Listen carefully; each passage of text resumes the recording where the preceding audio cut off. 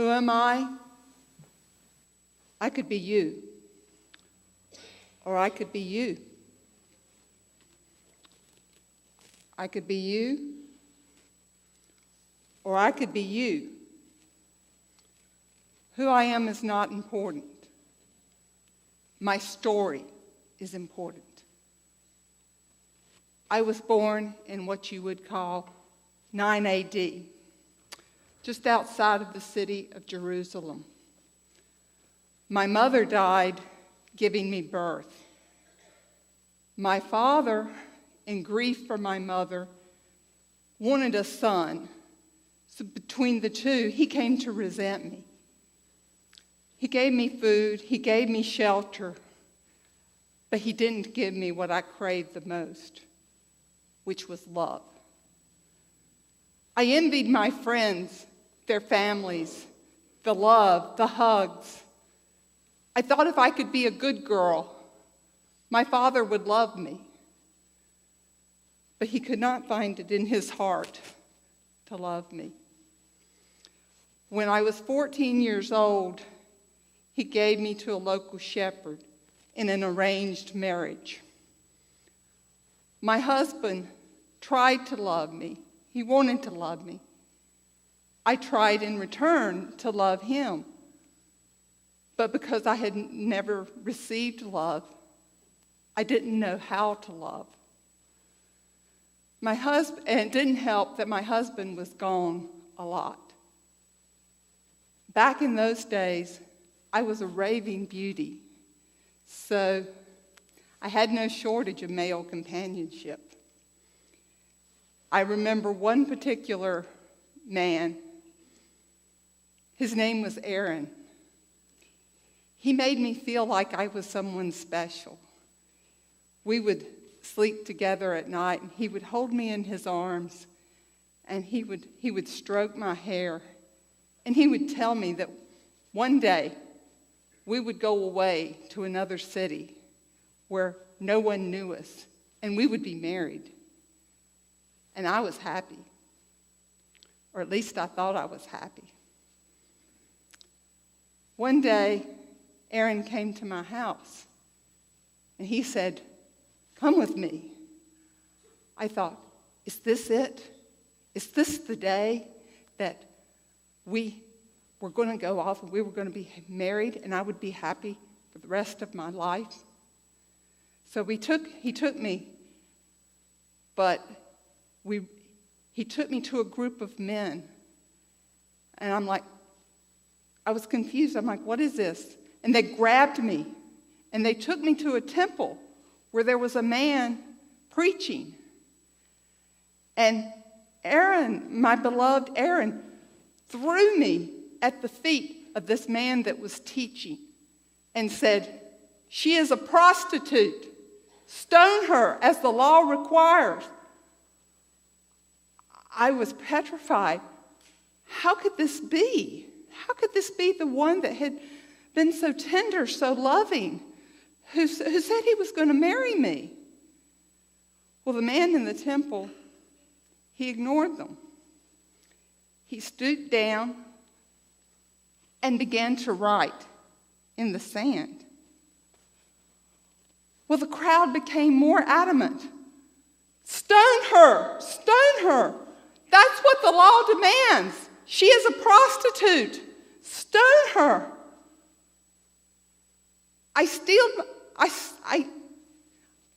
myself. I got ready for the stones. And the man stood up and he said, "Let the one among you who is without sin cast the first stone." Once again, I prepared myself for the stones. Once again, they never came. When I looked, everyone was gone. The man stood up from where he had been writing in the sand the second time. He said to me, "Woman, where are your accusers?" I was still trembling inside. I said, "Sir, they're gone." He said, "Go and sin no more." I wish I could say my life was changed from that day. Actually, it was, but not for the better. I'm ashamed to say my heart hardened. I left my home. I left my husband. I became a prostitute and a vagabond. I went from city to city, taking whatever I could take, sleeping with whoever I could find to sleep with, and never staying long enough to let myself get close to anyone or let anyone get close to me. When it looked like somebody would get close, I was gone. If it looked like they were going to come after me, I was gone. I was moving along to the next city, and I saw a crowd of people going up a hill. I decided to follow because where there were people, there was work. I followed them, and then I saw the source of their attraction. It was a crucifixion. There were 3 men on the hill being crucified. Having nearly died several years earlier, I wanted no part of this. I tried to run, but my feet wouldn't move. I heard a voice. It said, "I love you." I looked around. I saw no one. I heard another voice. It said, "I love you." I looked around again. No one reacted. I seemed to be the only one that was hearing this voice. Again, I heard a voice. It said, "Come to me." I looked up at the crosses, and there on the center cross, through the blood and the torn flesh, I could see it was this man, Jesus. It was the same man that I had encountered in the temple several years earlier. He said, "Come to me." I said, "But sir, you don't know me. You don't know what I am." And I looked up at him, and I saw every sin I had ever committed in my life. I saw every man I had ever slept with. I saw every despicable thing I had ever done in my whole life. It was there on that cross. It was him. I looked up again. I saw every sin that had been committed since the start of time, and some that I could only surmise were sins that were to come in the future. I saw Adam and Eve in the garden eat the apple. I saw Cain slay Abel. I saw David with Bathsheba. I saw David kill Uriah, Bathsheba's husband, so that he could have her. I saw all the horrible things. And then I heard the voice again, and he said, "I am doing this for you because I love you. It is my gift to you because I love you. Come to me." God, I can't. I am not worthy of your love. Come to me. And I looked again on the cross. But what I saw was different. I saw what must have been a glimpse of heaven. I saw love unbounding. I saw happiness. I saw undescribable wonder. And in the midst of this, I saw a woman. Her back was turned to me, but she seemed to be a beautiful woman. And she just extruded love. She extruded kindness. She just was everything I wanted to be, but never was able to be, and that what I couldn't be. And I watched as she turned around. It was me. I'm like, God, you don't understand. I want to be her. I really do. But I can't. No, but I can. I can make you this woman. I made you. I can remake you. Come to me. And I got down on my knees and I cried, Father, if what you're saying is true, if you have this power, if you really can remake me, forgive me. Make me this wonderful, beautiful person that you see in me, please.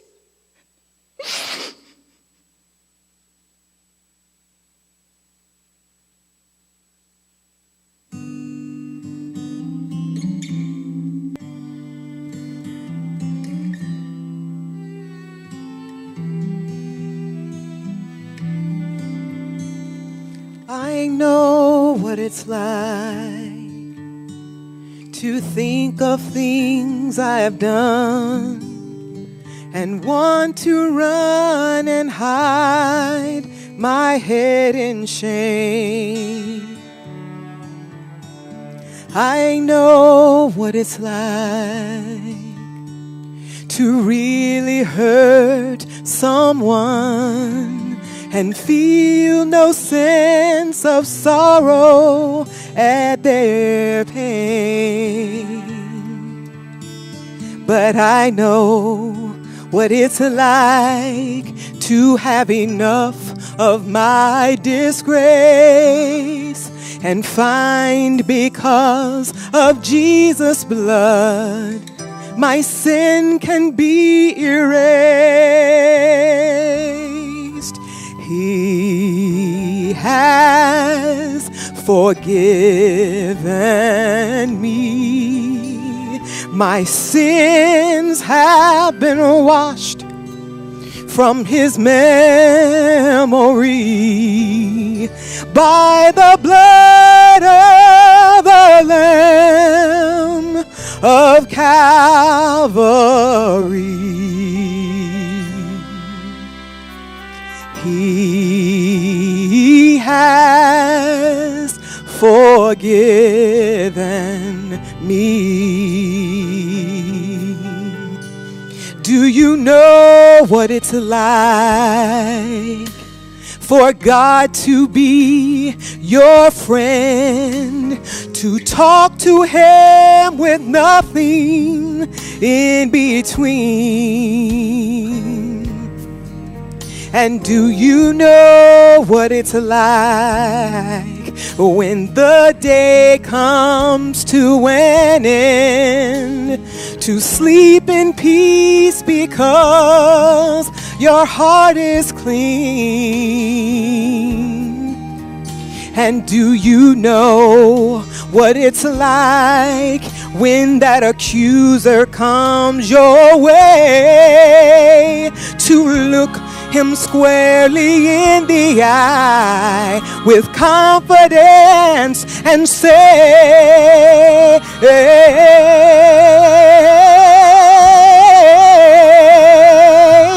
He has forgiven me.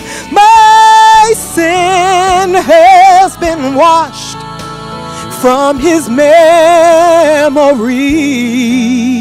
by the blood of the Lamb of Calvary. He has forgiven me. He has forgiven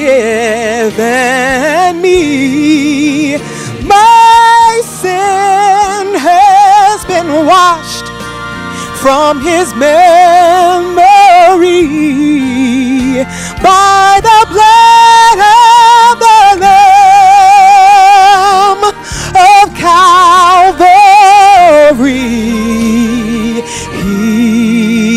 He has forgiven me. By the blood of the Lamb of Calvary.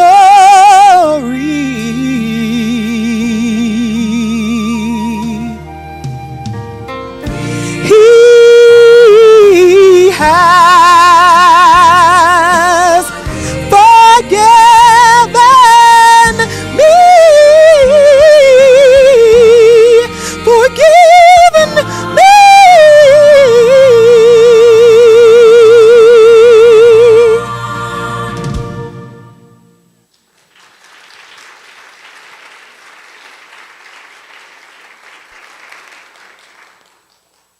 And when I got off my knees and looked at the cross, the body was dead.